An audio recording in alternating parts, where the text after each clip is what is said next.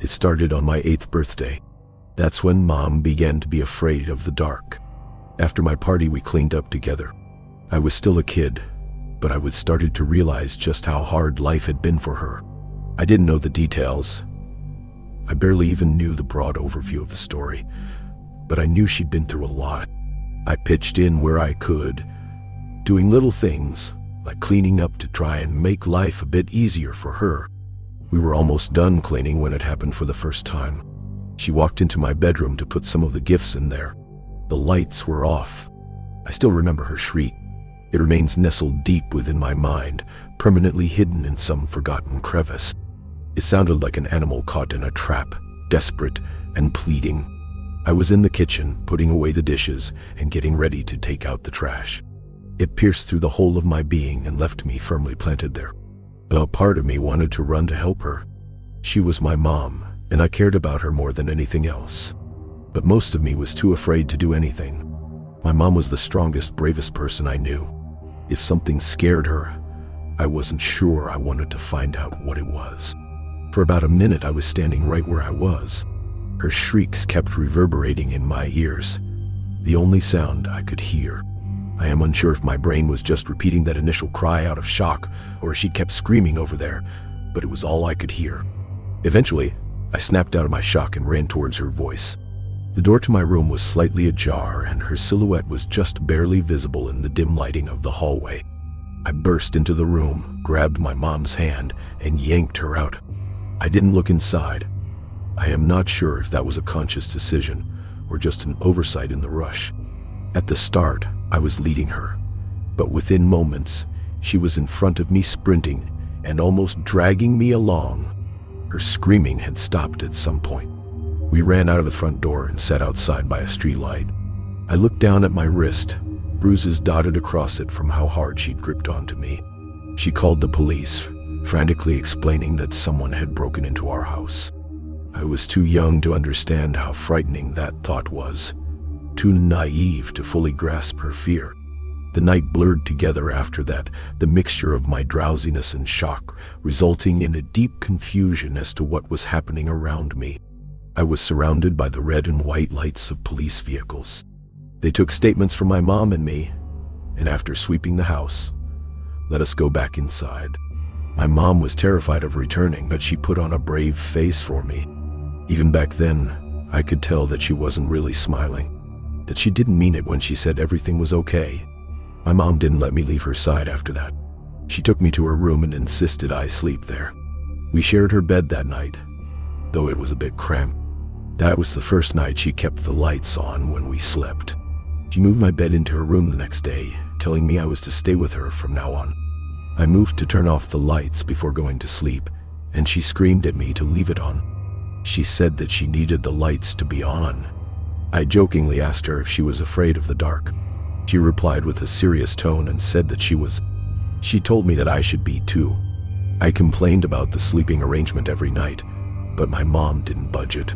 She didn't allow me to sleep in a different room and never allowed me to turn off the lights.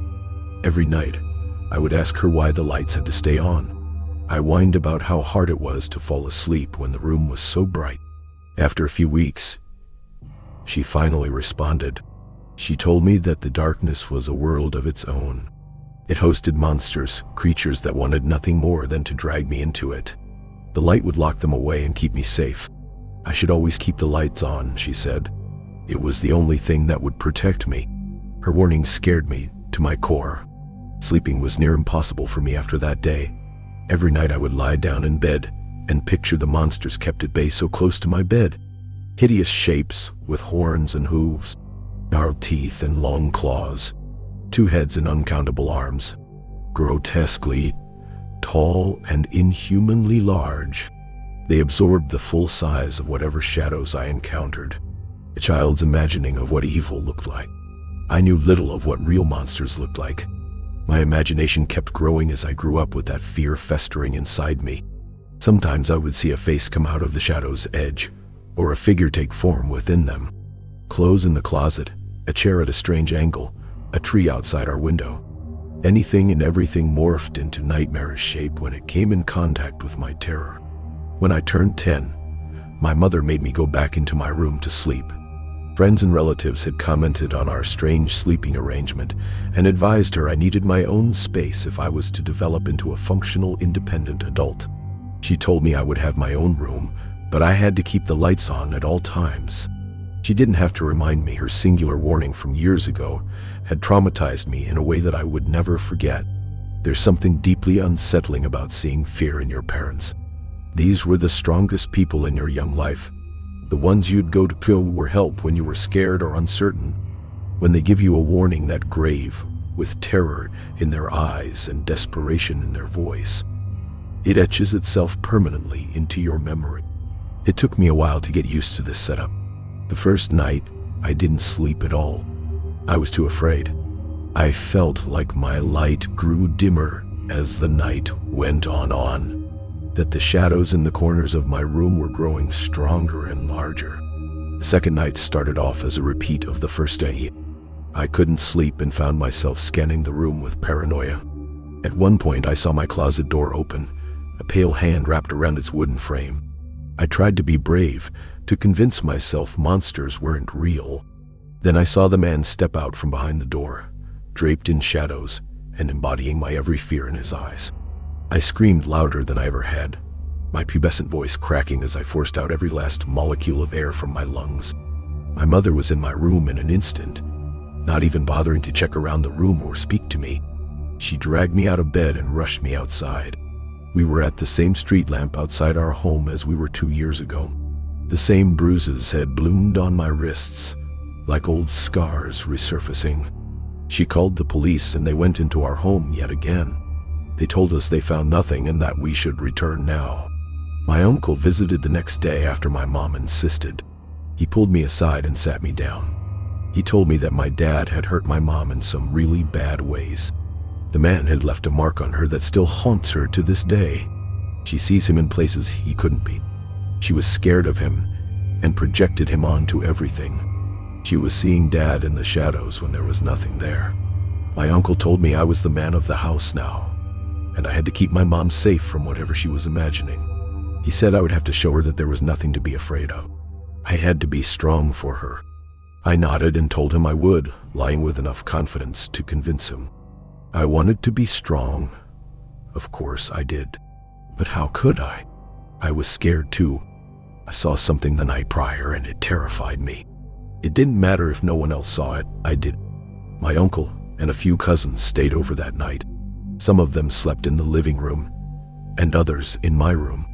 For the first time in many, many months, I felt safe as I slept. With so many people around me, I knew nothing could get to me.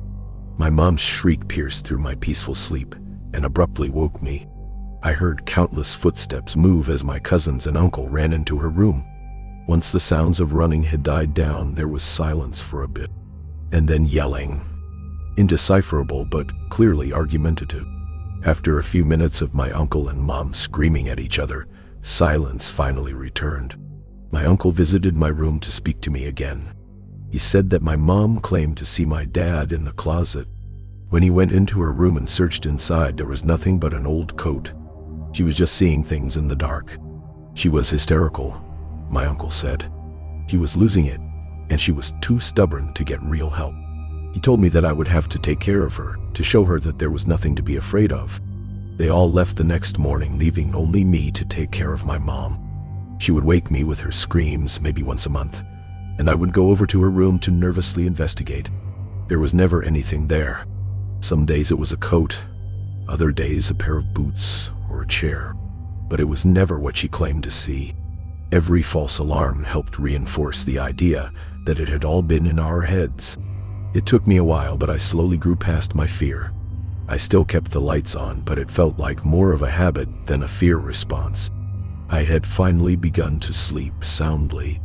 Eventually, I convinced her to see a psychiatrist. She was making real progress there. I was proud of her. She was moving past some really deep-seated trauma and working through the horrific damage my dad had caused her. She apologized to me frequently for scaring me like that as a kid.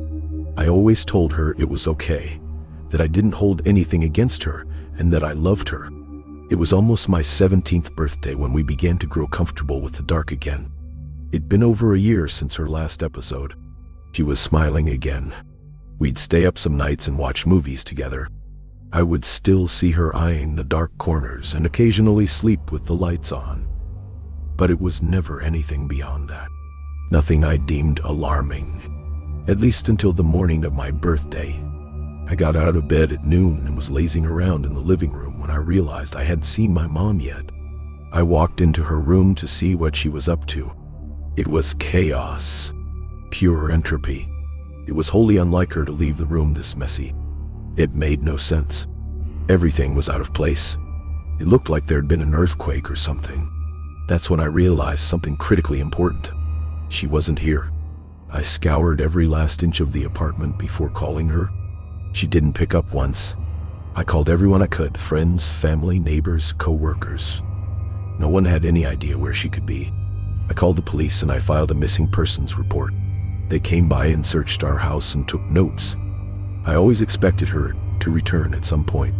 She never did. Everyone told me she'd run away. Even her psychiatrist told me she likely had a strong episode and decided to leave as a fear response. I guess I believed them. My uncle became my legal guardian, though he didn't really involve himself much. What I inherited from my mother was enough to finance me, and he didn't mind me staying at my old home. He was nice enough about everything and often asked me to live with him, but he understood that I couldn't just leave this place behind. Leaving here would feel like cutting all ties with my mother. It would be like admitting she was gone, accepting that she wouldn't come back. I couldn't bring myself to do it. I think that's why I stayed, even when the darkness started to ripple and flow. It became fluid, a liquid black that flooded the home every night. Living alone had reignited my fear of it on an instinctual level. I was leaving all the lights on out of fear again. I felt like a caveman huddling around a fire to keep mythical beasts at bay. Got bad one night. I saw monsters in the shadows again.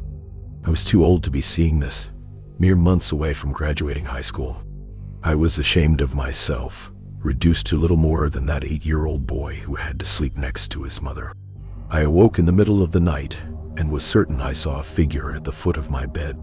I did my best to hold in my scream, to conquer my fear. It might have come out as a choked gag or choppy gasps, but it didn't come out as a scream.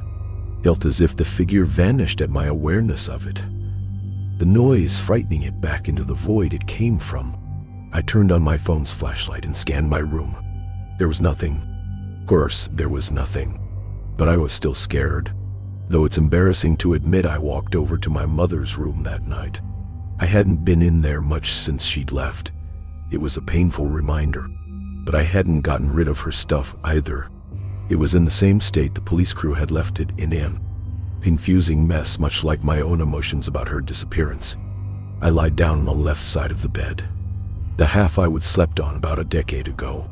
She always insisted that she needed to sleep on the right side, that it was her half. I slept peacefully that night, dreaming of her, of our family. When I woke up, my back ached.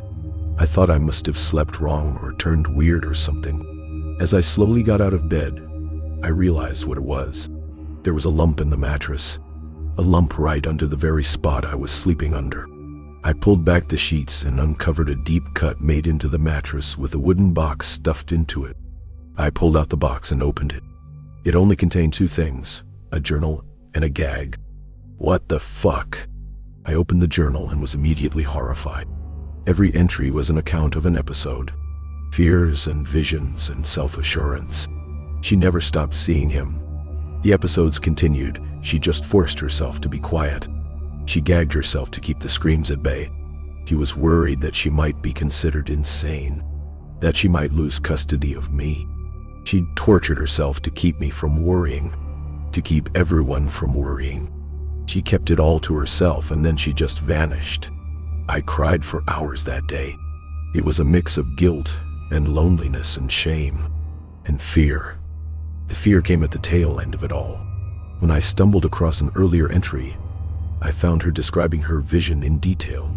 She must have stopped doing it later to help avoid the visions. She described what she saw as a crooked exaggeration of my father, a man I would never seen. She described his tall figure and skinny frame. She talked of angry eyes and a permanent scowl. She feared his silent rage, the scars it had left her, and some of the new ones that the visions did. Some nights, her hallucinations grew stronger. There were nights he'd strike her through the shadows. Her mind went so far as to even imagine the bruises and pain the next morning. I felt my gut wrench at that revelation. I knew those bruises. I saw them on her too. She told me they were the result of vitamin deficiencies and blood conditions and whatnot. I would believed her. Why wouldn't I? She was my mom, after all. But why did she lie to me? Why did she go on thinking that she was hallucinating them if I saw them too? Did she think she was imagining me asking? That she'd imagined me caring? I spent hours in that bed, confused and afraid, attempting to piece it all together. I didn't even notice that night had fallen already. I hadn't left the bed all day. I put the box on the nightstand and decided to lie down, rolling over to her half of the bed.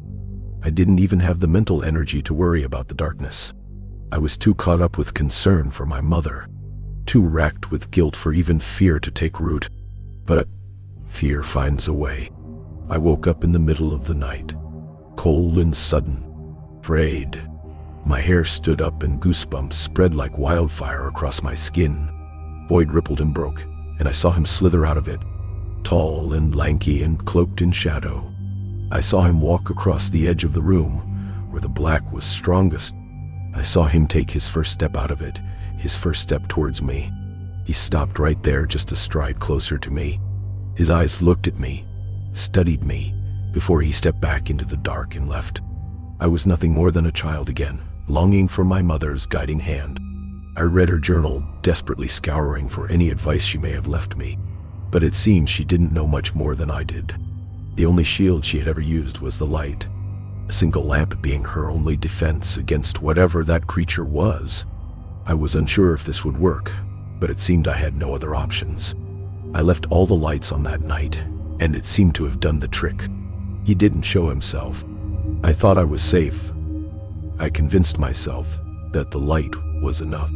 The lie was reinforced by my continued success. He didn't return for the first few days. I found myself wondering if maybe I had just hallucinated it too. If my mom's paranoia and the trauma of her absence had blossomed into this delirium. There's no such thing as monsters and ghosts. I was just being childish. But he returned about a month later, walking through the light like it was nothing. The lamp flickered with each step and the shadows grew longer. He had come a few steps closer to my bed before retreating back into the black. I knew then that my mom had lied. The light had never been enough to protect us. It had just helped her feel safe. I was afraid again. Fear had returned to me, and it was greater than ever. I couldn't bring myself to brave another night in that accursed place. So I hit the road. I went to a new hotel every night, endlessly on the move. Too cowardly to ever stay in one place. He'd never know where I was sleeping, right? So how could he ever find me? I was so sure it would work. Maybe it was just my desperation that fueled that confidence. But it did work for a while. Almost a full year. However, I guess that initial doubt never left me. My fears of him remained, maybe even grew as he kept his distance. He visited me in my dreams last week with the faintest smile on his lips. I saw him for the first time the next night, little more than a tiny shadow in the very edges of my room. He's been getting closer since then, getting stronger every night. Moving didn't make a difference anymore. I think he caught on to that trick. I went as far as I could. I even took a flight. I tried prayer and pleading, confession and ritual. I turned to every deity and faith, desperate for any way at all to keep him away. None of it mattered. Tonight he's actually made it to my bed. He's lying down on the other side. I can feel his weight on the mattress now. It's just a hallucination, right? My mind playing tricks on me. He's not real. He can't be. Please do not be real.